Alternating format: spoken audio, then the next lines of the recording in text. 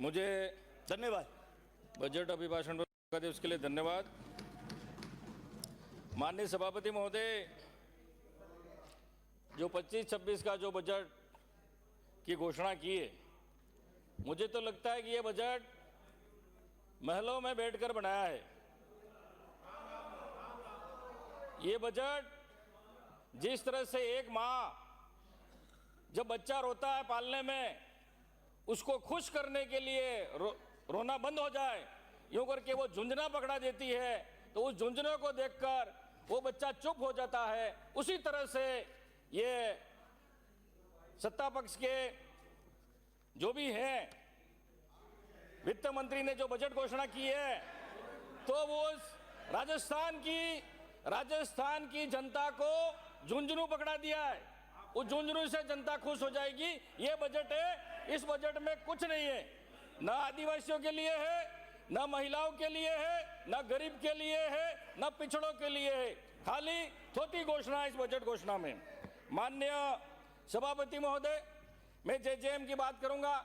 आज गांवों में जेजेएम की ये स्थिति है, पूरे जो रोड बने हुए थे वो रोड खोद दिए हैं और घरों में अभी तक पानी की एक बूंद तक नहीं गई है।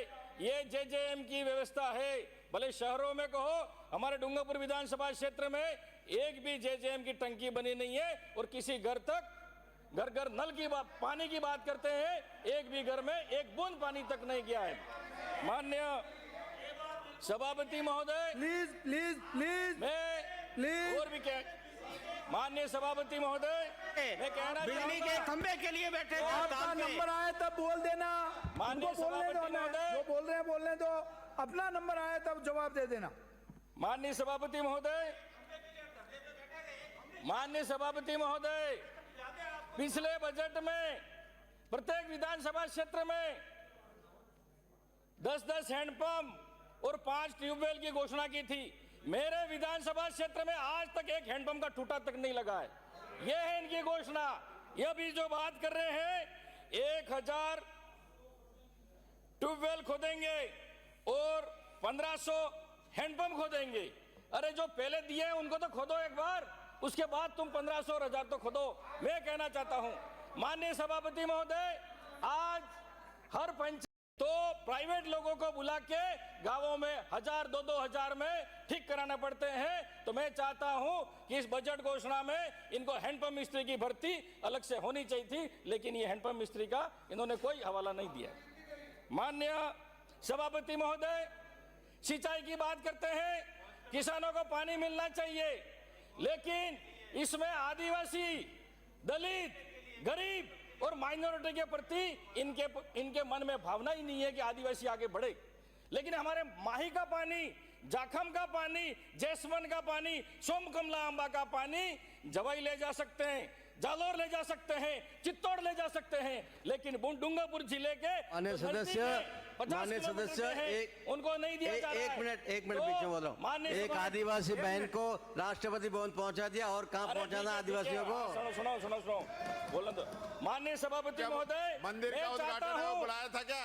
माननीय सभापति महोदय, बुलाया था क्या आपने? ये योजना पहले जो स्थानीय वाक के राम मंदिर उद्घाटन में बुलाया था क्या आदिवासी को? प्लीज माननीय सभापति महोदय, पहले जो स्थानीय लोग हैं वहाँ टीएसपी एरिया के, उनके लिए कार्य योजना बनना। राम मंदिर का शिलान्यास एक हरिजन सफाई कर्मी के हाथ से करवाया था। वाले दूसरे जिलों को पानी मिलना चाहिए। चौपाल। माननीय सभापति महोदय, इस बजट घोषणा में एक एनीकट की चर्चा नहीं हुई, एक तालाब की चर्चा नहीं हुई, और हमारे वहां पर टीएसपी एरिया में बारिश बहुत होती है, ज्यादा होती है, लेकिन वो पानी बहकर गुजरात में चला जाता है। लेकिन ये कार्य योजना नहीं बनाई कि हम वहां तालाब बनाएं, वहां एनीकट बनाएं, उन पानी को रोकें और किसानों को फायदा दें। ये इनकी कार्य योजना नहीं बनाई। माननीय सभापति महोदय, मैं ये भी मांग करना चाहूंगा कि पुराने कुएं हमारे हैं, उनको गहरा कराया जाए, उनकी मुंडेर बनाई जाए, नए कुएं खुदवाई जाए, लेकिन ये कोई कार्य योजना इस सरकार ने नहीं बनाई। ये सरकार आदिवासियों के प्रति, दलित के प्रति इनकी भावना नहीं है कि आगे बढ़े। माननीय सभापति महोदय, बिजली की बात करूंगा। अभी माननीय विपक्ष के जो सदस्यों ने कई बात की कि हमारे समय में अभी बिजली खूब 24 घंटे आ रही है। मैं आपको कहना चाहता हूं, मेरे विधानसभा क्षेत्र में सिंगल फेज 4 घंटे बिजली नहीं आ रही है। 24 घंटे की बात तो दूर रही, सिंगल फेज 4 घंटे बिजली नहीं आ रही है। और 6 कृषि की तो बात ही छोड़ दो, 3 फेज की तो 5 मिनट में ट्रिप होता है, 5 मिनट में ट्रिप होता है, क्यारी में पानी नहीं पहुंचता है और लाइट गई और फिर कहता है कटौती हो गई, पावर कट आ गया। तो इसका कोई अता पता ही नहीं है कि बिजली कब आ रही है, कब जा रही है। लेकिन हर महीने अब बिल आना चालू हो गया है, बिलों में करंट दौड़ना चालू हो गया है, लेकिन बल्ब में, घरों में लाइट, बिजली वहां नहीं आ रही है। माननीय सभापति महोदय, अब माननीय वित्त मंत्री जी ने बजट घोषणा में कहा है 50,000 नए कृषि कनेक्शन दिए जाएंगे। मैं वित्त मंत्री से जवाब करना चाहूंगा कि हमारे बिछीवाड़ा ब्लॉक में 24 अप्रैल से डिमांड जमा है, 350 फाइलें जमा है किसानों की, आज तक उनको कृषि कनेक्शन नहीं दिया गया है। लेकिन प्रावधान है एसटी को 3 महीने में कनेक्शन दिया जाए, और आप बात कर रहे हैं 50,000 हम कृषि कनेक्शन दे देंगे है? तो माननीय सभापति महोदय, ये कथनी और करनी में बहुत अंतर है। माननीय सभापति महोदय, 220 केवी जीएसएस हमारी सरकार में, गहलोत सरकार में सैंक्शन हो चुका है। डूंगरपुर के लिए जीएसएस स्वीकृत हुआ है 2022 से, लेकिन आज तक उसको स्वीकृत हो चुका है, लेकिन चालू नहीं करना चाहते। अगर ये 220 केवी जीएसएस अगर चालू हो गया तो हमारे यहाँ पावर कट कम हो जाएगा और बिजली की समस्या कम हो सकती है। माननीय सभापति, सड़क की बात करूंगा। सड़क में कहा प्रत्येक विधानसभा क्षेत्र में 10-10 करोड़ की हम नॉन पैचेबल सड़कें देंगे। अरे हमारे साथ पक्षपात करते हो तुम, और यहाँ बड़ी बड़ी बातें करते हो। पहले भी तुमने मिसिंग लिंक की 5 करोड़ की दी थी, अभी तक रोड बनी नहीं है। और यहाँ बात करते हो तुम्हारे घर से पैसा नहीं है, जनता का पैसा है ये, लेकिन विधायक से आप उनसे अनुशंसा नहीं मांग रहे। और आप बात करते हो कि हम हर विधायक को 10-10 करोड़ की सड़कें दे रहे, इधर पक्षपात करते हो आप, और बात करते हो कि हम बिल्कुल है। माननीय सभापति महोदय, इस बजट सत्र में माननीय वित्त मंत्री महोदय ने 10-10 करोड़ प्रत्येक विधानसभा में दिए, लेकिन टीएसपी एरिया को माननीय वित्त मंत्री महोदय को देखना चाहिए कि आपने मरुस्थल के लिए तो 15 करोड़ किए, लेकिन टीएसपी जनजाति, अशिक्षित, आर्थिक कमजोर है, वो पिछड़ा है, उसके लिए भी 15 करोड़ करने चाहिए थे। लेकिन आपकी भावना, पता चलता है कि आपकी भावना आदिवासियों के प्रति नहीं है। माननीय सभापति महोदय, अब मैं बात करूंगा 1500 करोड़ अगले साल का तो कोई हिसाब किताब ही नहीं है।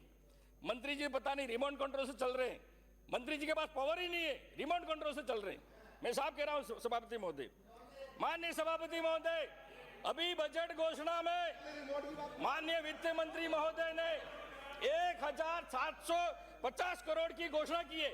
इसमें यह भी लिख दिया है अनुसूचित जनजाति और अनुसूचित, अरे माननीय सदस्य, माननीय सदस्य, अनुसूचित जाति के लिए है या अनुसूचित जनजाति के लिए, माननीय सदस्य, और ये घोषणा माननीय सदस्य, खर्च करेंगे। सभापति महोदय जी, पता नहीं है, मैं तो ये आंकड़े लेके आया हूँ। मैं आपसे इनकी सरकार में 1000 करोड़ का बजट था, 283 अलॉट हुआ था, 186 मंत्री महोदय, आपका नंबर आएगा, बोल देना उज्जैन पे 214 करोड़ से भर्तियां होनी चाहिए।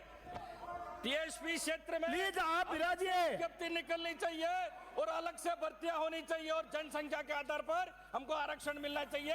ये हमारे क्षेत्र की मांग है। 10 मिनट मेरे हुए नहीं है। माननीय सभापति महोदय, एसबीपी गवर्नमेंट कॉलेज हमारा डूंगरपुर जिले का एक बड़ा महाविद्यालय है, उसमें 8000 छात्र छात्रा विद्यार्थी पढ़ते हैं, लेकिन बिल्कुल जर्जर अवस्था है।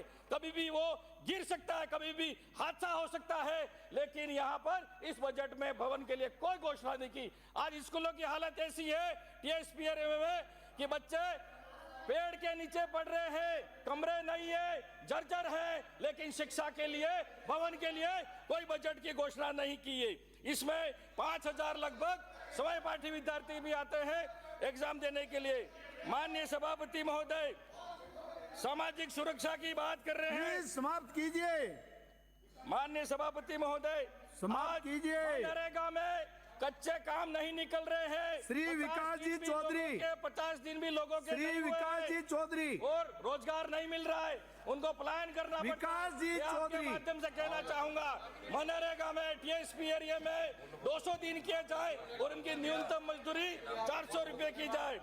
माननीय सभापति महोदय, धन्यवाद सभापति माननीय महोदय। सभापति महोदय, सॉरी, माननीय आप नहीं, सभापति इधर है। महोदय, जो बालिकाओं के केसाराम जी प्रोत्साहन चौधरी, के लिए केसाराम जी चौधरी। 2022-23 की स्कूटी केसाराम जी चौधरी। देने की 2022-23 की स्कूटी नहीं दी। माननीय और अभी सभापति क्या-